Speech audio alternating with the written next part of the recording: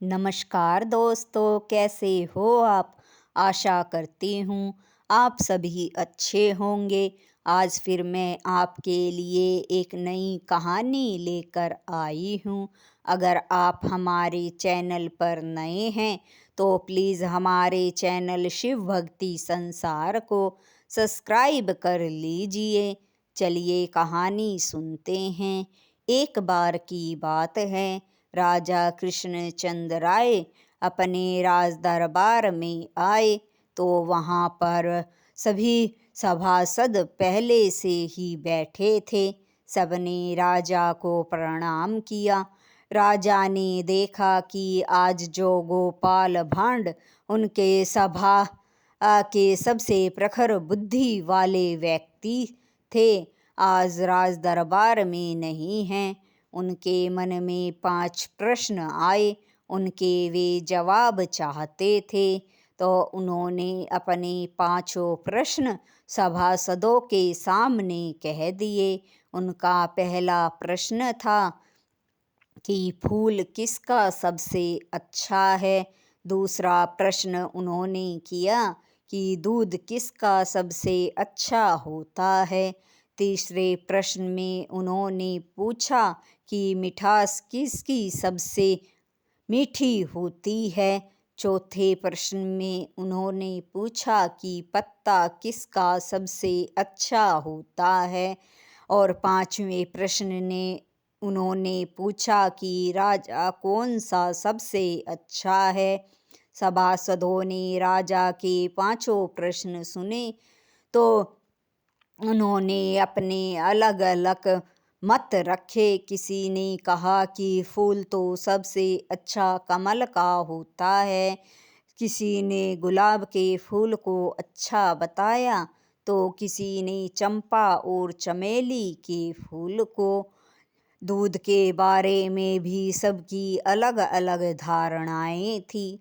किसी ने गाय के दूध को सबसे अच्छा कहा तो किसी ने भैंस और बकरी के दूध को अच्छा बताया। मिठास में भी लोगों के अलग अलग मत थे। किसी ने गन्ने के रस को अधिक अच्छा बताया तो किसी ने मिठास वाली मिठाई को सबसे अच्छा कहा।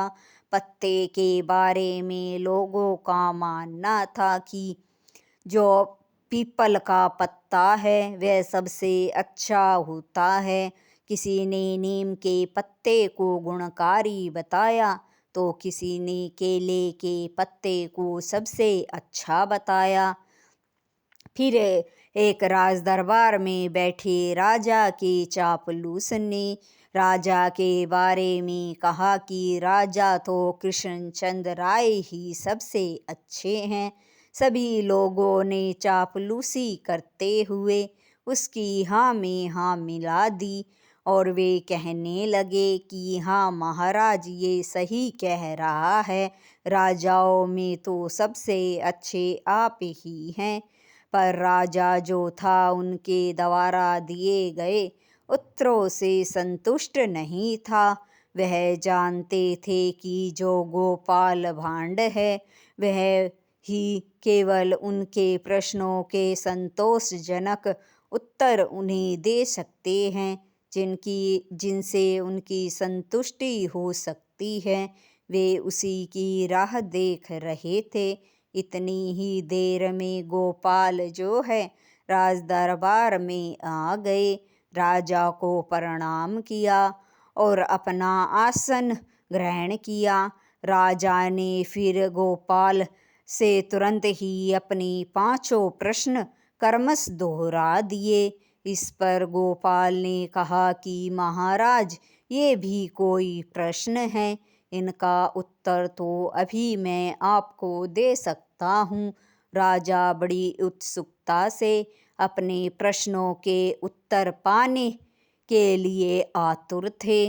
तब गोपाल ने राजा से कहा कि महाराज, फूलों में सबसे अच्छा फूल कपास का होता है, जिससे दुनिया का पर्दा होता है। क्योंकि कपास के फूल से ही कपड़े बनते हैं, जो तन ढपने के काम आते हैं। राजा ने जब अपने प्रश्न का उत्तर सुना तो राजा को बड़ा ही सटीक लगा। फिर गोपाल ने कहा कि महाराज, दूध तो अपनी माँ का ही सबसे अच्छा होता है, क्योंकि उसी के पीकर सब वृद्धि करते हैं और हष्टपुष्ट होते हैं।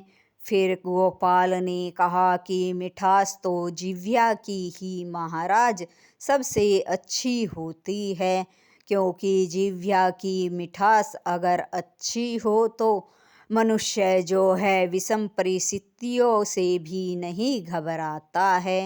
फिर चौथे प्रश्न का उत्तर देते हुए गोपाल ने कहा कि महाराज, पत्ता तो पान का ही सबसे अच्छा होता है, क्योंकि अगर पान के पत्ते का बीड़ा बनाकर नौकर या किसी और को भी दिया जाए तो वो अपनी प्रतिज्ञा को कभी नहीं भूलता है। फिर राजा के बारे में गोपाल ने कहा कि महाराज, राजाओं में तो राजा इंद्र ही सबसे श्रेष्ठ हैं, क्योंकि उनकी आज्ञा से ही बादलों से वर्षा होती है और धरती पर कृषि होती है।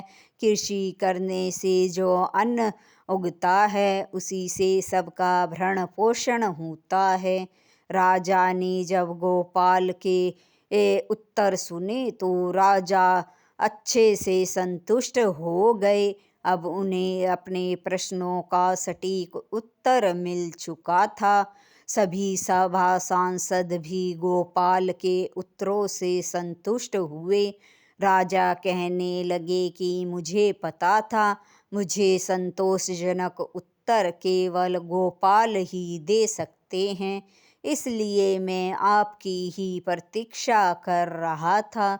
इस पर गोपाल ने कहा कि महाराज, आप अपने प्रश्नों के उत्तर से संतुष्ट हुए, मेरे लिए यही काफ़ी है। अगर आपको हमारी कहानी अच्छी लगी हो तो लाइक, शेयर और सब्सक्राइब ज़रूर करें। बेल आइकन को प्रेस करें ताकि नई नई कहानियों की नोटिफिकेशन आपको सबसे पहले मिलती रहे। धन्यवाद दोस्तों।